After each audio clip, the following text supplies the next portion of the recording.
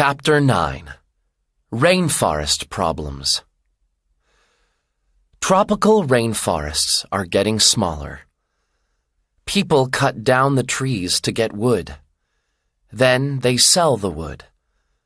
Lots of furniture, doors, and floors are made from the wood. Some farmers also cut down rainforest trees.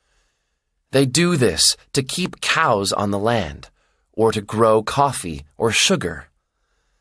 Then they can sell the cows coffee and sugar. Trees are good for the soil. When there are no trees, the soil is not very good.